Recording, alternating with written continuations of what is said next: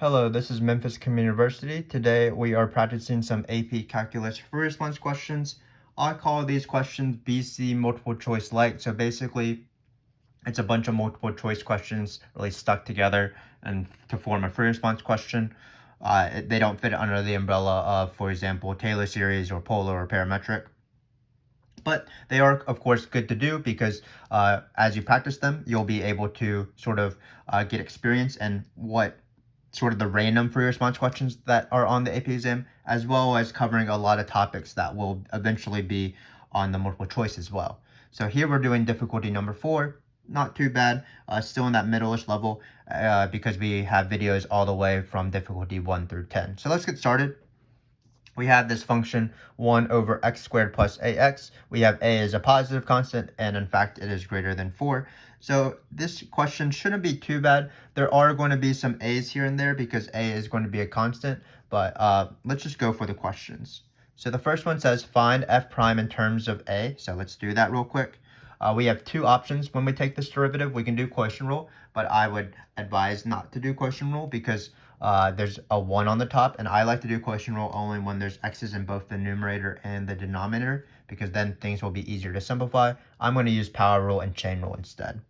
So what I'm going to do is I'm going to write out f of x here. Hopefully you can see it in the shot. Looks like you can. I'm going to write it as 1 over ax squared plus ax. I rewrite it first as a negative exponent, and then I'm going to take the derivative. So you've probably taken quite a few derivatives, even if this derivative is slightly weird. It's power rule, so you drop that to the front, drop it like it's hot, and then you keep this the same. New exponent is you subtract 1, so it's minus 2. And then remember that we do need to multiply by the chain rule. We are going to be careful with parentheses. So the chain rule will require us to multiply by 2x. And then what's the derivative of ax? Well, it's the same thing as the derivative of 5x. It's just plus a. And we have taken the derivative. So we could stop here, but usually you change things to negative exponents in order to take the derivative more easily, but then you change them back to fractions when you want to manipulate it further. So I'm going to rewrite this as negative 2x plus a over x squared plus ax. So this is the derivative, and let's answer the first question, which is actually, in my opinion, the easiest question on the AP exam, especially when it's in the multiple choice and you don't have to do anything. It's just write, but do not evaluate an expression that gives the length of the function between x is equal to 2 and x is equal to 4. So this is going to be arc length. So let me remind you what the arc length formula is. It's going to be the integral of 1 plus f prime of x squared. So I have a 1 here from the two numbers, and that's all it is. If you know this formula, you'll get it right. There's no thinking involved because we don't actually have to do the integral, thank goodness, because it says write but do not evaluate. So let's just get going. We are going to be going from 2 to 4. And then we are doing the square root of this thing. So it's going to be square root. Let's write it square root bigger. 1 plus. And then we're going to put all of this in squared because we put the derivative squared. That's all you have to remember. Just take the derivative, put it in here.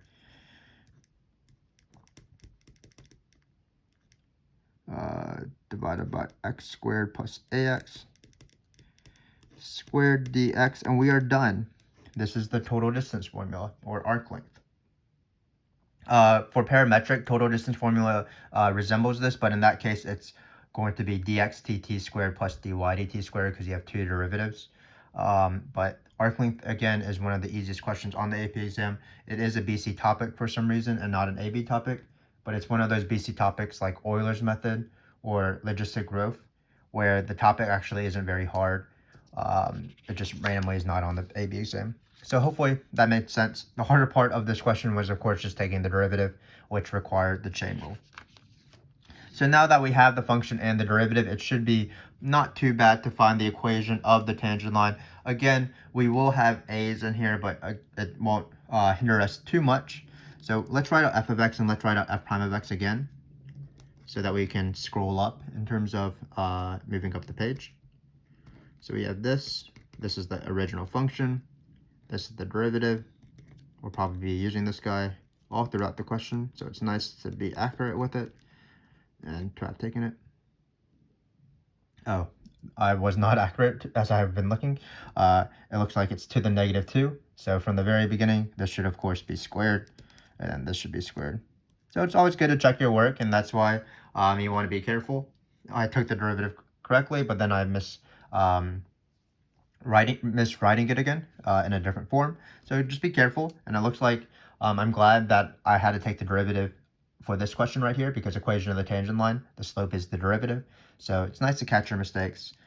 Everybody makes mistakes. Definitely do not feel bad when you make mistakes. They are learning experiences. I make them all the time, but I feel like I'm better because I make them. If you're not making mistakes, you're probably not challenging yourself enough. So let's get on with this question. We're finding the equation of the tangent line in terms of a of the function at x is equal to 4. Remember that for an equation of the tangent line, you've probably done this quite a bit of times. All you need is a point and a slope. So we're going to need a point. Well, the x-coordinate is going to be 4. And then we're going to plug in 4 into the function to find our y-coordinate. It's going to be a little bit weird because, again, we're going to have a's and we're not going to be able to simplify. But it looks like it's going to be 1 over 16 plus 4a. This is a number, whatever. It looks weird, but this is the y-coordinate. Finally, we do need to find the slope. But, of course, the slope is the derivative, where we plug in 4 into the derivative because it's tangent line. So it's going to be f prime of 4. And then when we plug in 4 here, again, it's a little weird, but it's going to be negative 2x plus a over x squared plus ax. Let's remember the square this time. And we are going to plug in 4. So that's going to be negative 8 plus a over still 16 plus 4a squared. So this is the slope. A little bit weird, but this is a number because a is a constant. So now we are ready to write the form and write the equation in point slope form because we have a point and a slope. So what we're going to do is we're going to write y minus the y-coordinate, of course,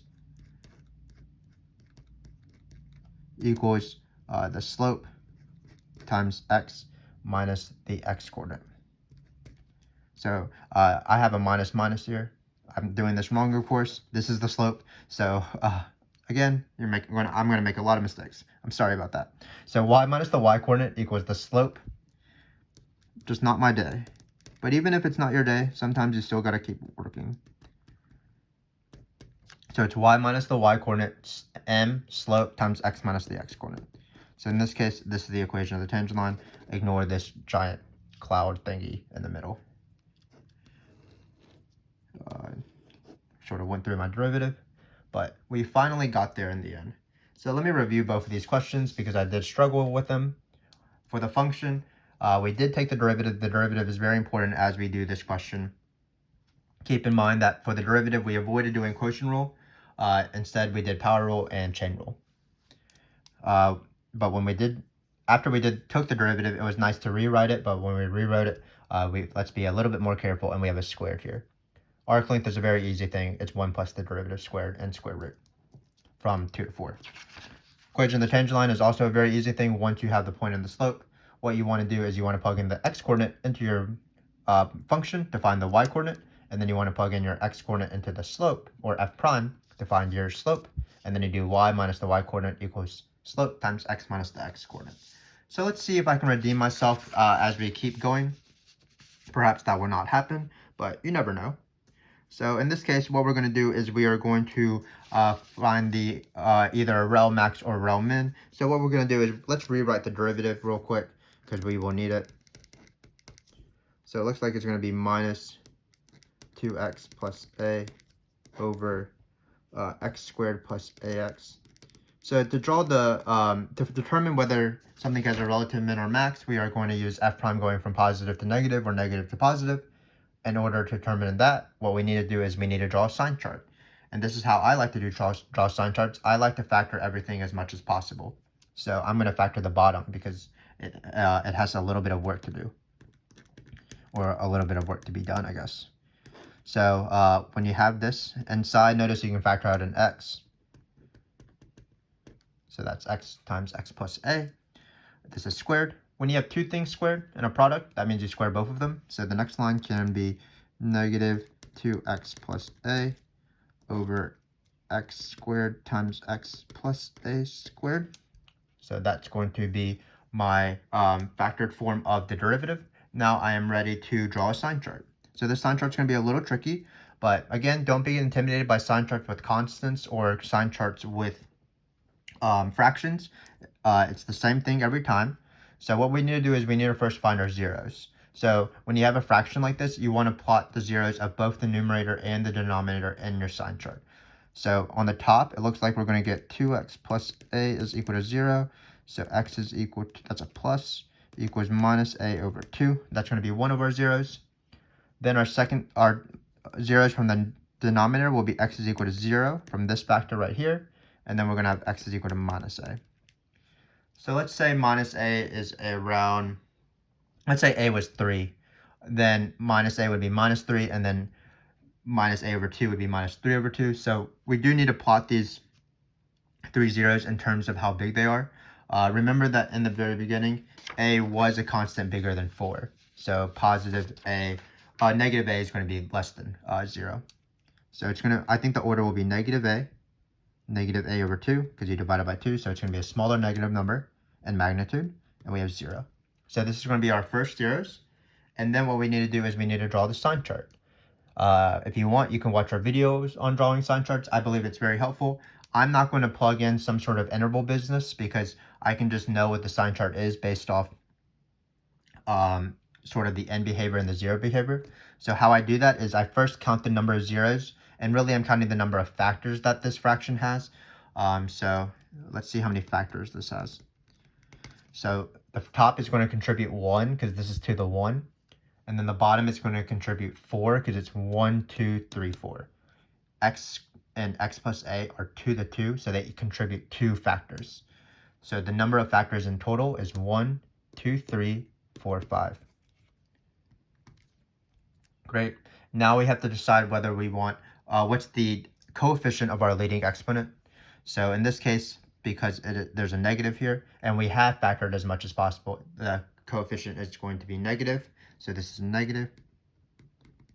So here we are left with something that is odd, a polynomial basically that is odd and negative, or really a rational function that is odd and negative. But we draw the sign charts of rational functions like polynomials.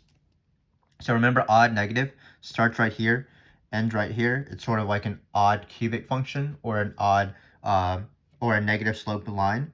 And then as we go to each of these zeros, what's going to happen is we are going to bounce if the factor is raised to an even number.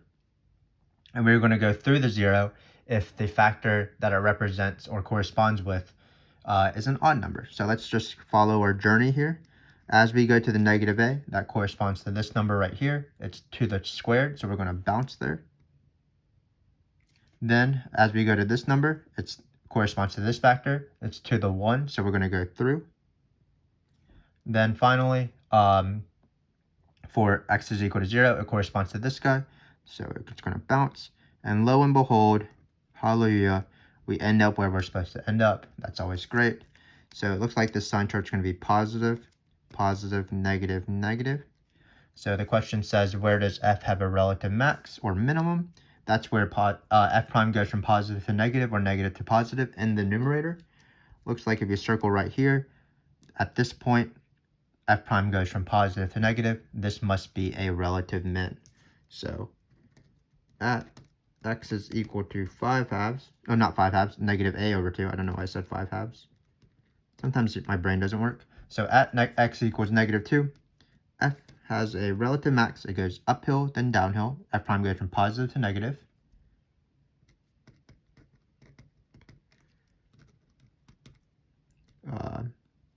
Because, and always justify, but the justification is always the rule.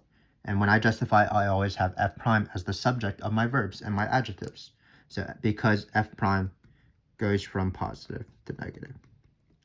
So again, this question is a little bit harder than normal because we don't have actual numbers here. We are dealing with constants. But even if we have constants like this, we still draw sign charts in the same way. We first factor everything as much as possible. We count the number of factors, 1, 2, 3, 4, 5. We consider negative. Odd negative looks like this. And for each of these zeros, we look at the corresponding factor in f prime. And that's how you draw sign charts, even in the most difficult case with these constants, with fractions. It just requires a little bit of practice, but we're doing the same thing over and over again as we would do with the easy questions. So we do have one last fun question for us. We are trying to find the integral of f of x dx in terms of a. So let's write out this integral. F of x from the very beginning has been 1 over x squared plus ax. So we're going to write 1 over x squared plus ax. This is a BC level video. This is difficulty number 4. Anytime you take an integral on the BC exam, especially in the free response question, what you want to be aware of is whether these questions are going to be integration by partial fractions or integration by parts. So just be wary. Anytime you take a BC integral, you might have to be doing one of those two. Usually it alternates between years, so or it's one or the other, because that's the big integration question on that free response question. U subs, of course, are a thing, but they usually appear more in multiple choice. So this is going to be integration by partial fractions. Again, we do have this a thing, but I'm not too intimidated by it. What you do is you always break this up. You first factor this, and then you write a. This a is not the same thing as this a, of course. This is just the a that comes with partial fractions. We're trying to break up this more complicated integral into simpler integrals. So what you do is you put 1 over this factor, and then 1 over this factor. And we want these two fractions to be equal to each other, basically. So what we're going to do is, this will be the common denominator of both. So we're going to cross multiply and then set it equal to the numerator. So we're going to get 1 is equal to a times x plus a plus bx. And if you've seen our partial fraction video, or if you know partial fractions, what you want to do is you want to establish two equations. One of the equations will have x's, and one of the equations will have just the constants. And remember that a, and b are all constants in this case. So we're going to have the equation ax plus bx, because there's ax and bx. All the x's on both sides of the equation have to be equal. So how many x's are on this side? Well, it's 0x. So that gives me the equation a plus b is equal to 0. Not a bad equation, certainly. Then we're going to have all the constants equal to each other. This one is just 1. And then what are the constants on this equation? Well, when you distribute ax, it's just going to be a times a. So that's going to be that. And now, once you have established these two equations, you can use system of equations to solve them. So we have this equation. This was the constants equation. We have this equation, which was the x equation. And you can use either elimination or substitution, whatever suits your fancy. In this case, it looks like it'll be easier to do substitute. So again, we're solving for big A and big E, big A and big B as a, so that we can replace them with this and then take the integrals. So in this case, the integral, sorry, not the integral, we can just solve this easy equation. A will be equal to 1 over A. And then from this equation, it looks like a is equal to minus b. So I can replace 1 over a with a. My pen is not working. The perils of using technology. And it will be very easy to isolate b. We just bring over the negative. So this question, again, is pretty hard because this a is sort of confusing. This little a, it's not usually there. Usually it's like the number 4. But we're still able to do the question. So we have accomplished our goal. We are going to be able to integrate this thing by splitting it up into two simpler integrals and replacing what the constants are in there. So what we're going to do is we're going to write integral of 1 over a. I would write it on the top, but I always like to take out my constants in the front. And again, a is a constant. So I'm going to write 1 over a here. Hopefully you can see that. 1 over x. Then I'm going to replace b with negative 1 over a. So it's going to be negative 1 over a. We can do two integrals because that's why we're doing this. Why is it negative 1 over a in here? Because I'm replacing the b with negative 1 over a and taking out the constant. So the plus becomes minus. And then we have just 1 over x plus a. Remember that on the AP exam, as of 2020, for partial fractions, they can only ask questions where the partial fraction decomposition consists of non-repeating linear terms. So basically, you won't have squares ever. So what that means is that always these integrals are ln. So in this case, it will be 1/2. So that's 1 over a. I don't know why I wrote it 2. Integral of 1 over x, which is ln of x, minus 1 over a. I apologize for that. And then again, this is ln. So it's ln of x plus a. And technically, it is absolute value. And let's not forget our c. And this is the answer. This is a closed answer. But if you want to take one further step, remember that if you have ln's that are subtraction, that's the same thing as ln's division. So we have 1 over a ln of x divided by x plus a. And then we're going to add plus c, and we are done with the question. So again, not too bad. Let me get a drink of water and then conclude.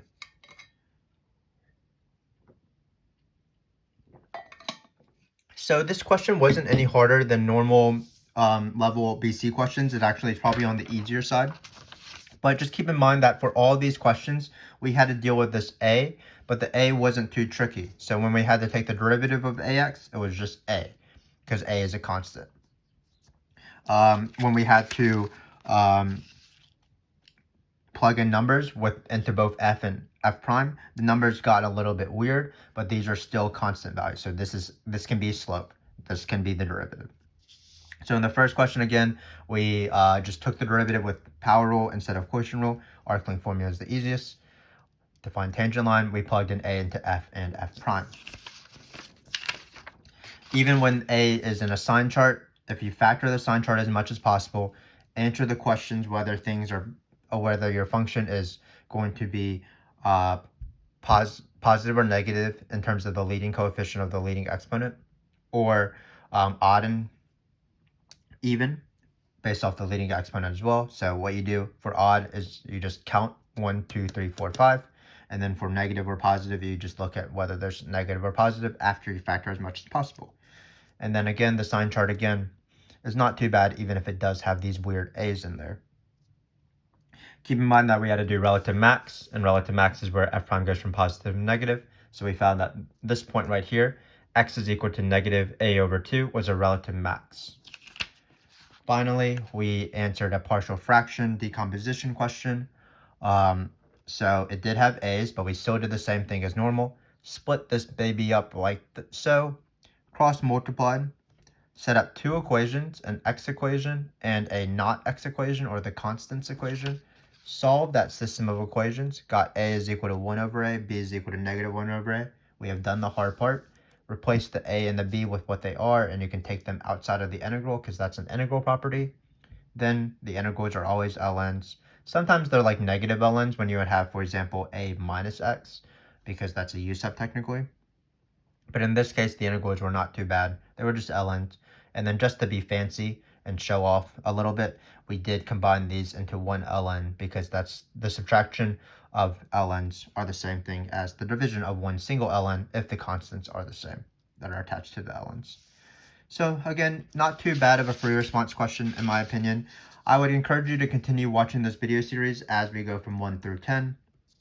Probably the most important video series to watch from front end to back end, because you'll hopefully, as you watch this video series, gain a huge review of not only miscellaneous BC free response questions, but also a big review on multiple choice questions. So for example, arc length, partial fractions. If it doesn't appear on the free response questions, it will be on the multiple choice. Of course, equation of the tangent lines and relative min or max, something that are very common in both sections of the AP exam. So we encourage you to continue watching. These free response questions won't be too similar every single time. I believe difficulty number 5 is pretty similar, but difficulty 6, 7, 8, 9, 10 will be quite different, and you will be able to review a lot of topics. So as normal, thanks again for joining us. We do appreciate your support of our channel. I hope to see you next time as we continue BC multiple choice like free response questions. Thanks again for watching.